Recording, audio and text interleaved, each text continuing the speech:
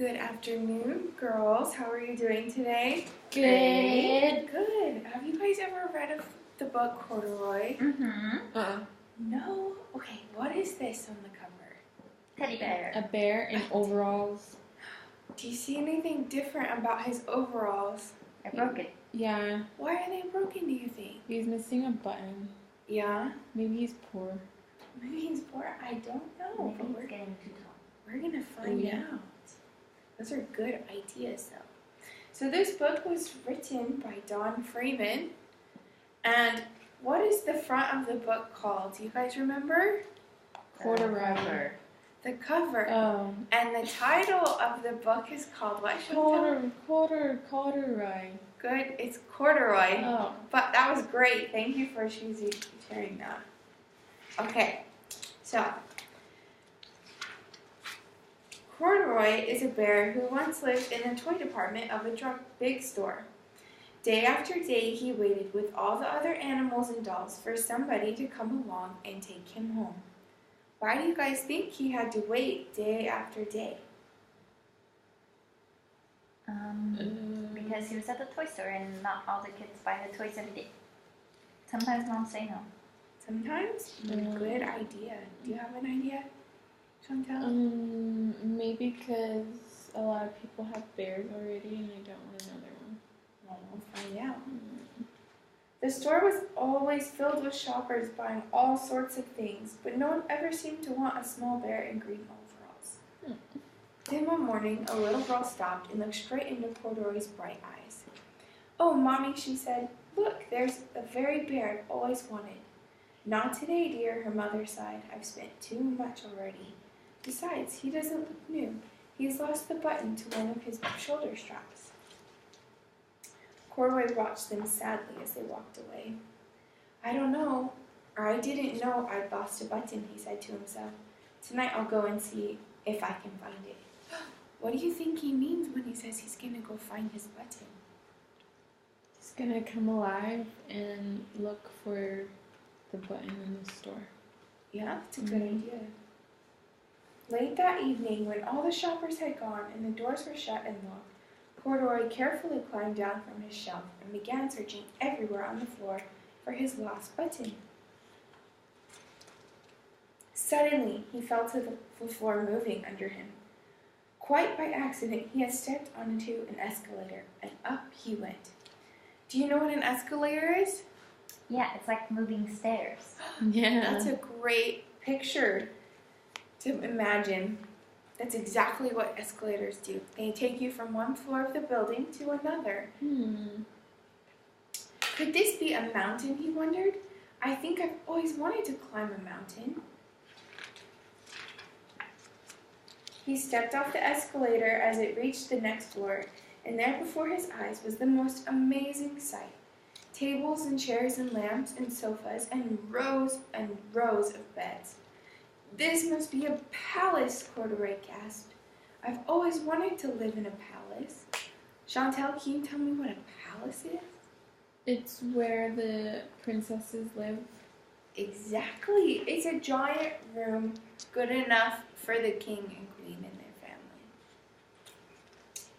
He wandered around admiring the furniture. "This must be a bed," he said. "I've always wanted to sleep in a bed." And up he crawled onto the large, thick mattress. All at once he saw something small and round. "Why, here's my button," he cried, and he tried to pick it up. But like all the other buttons on the mattress, it was tied down tight. Do you think that's really his button? No. No, that's right. He yanked and pulled with both paws until boop, off came the button and off to the mattress Corduroy toppled. What does toppled mean? Falling over? Good job, Jenny Lynn. Bang! Into a tall floor lamp over it fell with a crash. Uh-oh. Corduroy didn't know it, but there was someone else awake in the store. The night watchman was doing his rounds on the floor above. When he heard the crash, he came dashing down the escalator. Who in the world did that?" he exclaimed. "Somebody must be hiding around here." He flashed his light under and over sofas and beds until he came to the biggest bed of all, and there he saw 2 fuzzy brown ears sticking up from under the covers. "Hello," he said. "How did you get upstairs?" "So I wondered, why do you think the security guard was so curious? What happened to his button?"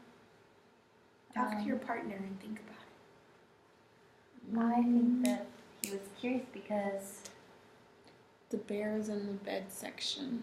And the bear's supposed to be with the other toys. yeah, I agree. I Good think so, too. idea. Okay, so we're gonna keep going. The watchman tucked Corduroy under his arm and carried him down the escalator and set him on the shelf in the toy department where the other animals and dolls lived. Corduroy was just waking up when the first customers came into the store in the morning, and there, looking at him with a wide, warm smile, was the same little girl he'd seen only the day before. "I'm Lisa," she said, "and you're going to be my very own bear. Last night I counted what I've saved in my piggy bank, and my mother said I could bring you home." "Shall I put him in a box for you?" the sales lady asked. "Oh, no, thank you," Lisa answered, and she carried Corduroy home in her arms. She ran all the way up 4 flights of stairs into her family's apartment and straight to her room. What do you think she's going to do in her room? Play with Corduroy. Good idea. Chantel, do you have a different idea? Mm-mm. Okay. Corduroy blinked. There was a chair and a chest of drawers and a longer side, a girl's bed stood a little bed, just the right size for him. The room was small, nothing like that enormous palace in the department store. "This must be home," he said. I've always wanted a home." Lisa sat down with Corduroy on her lap, and began to sew a button on his overalls.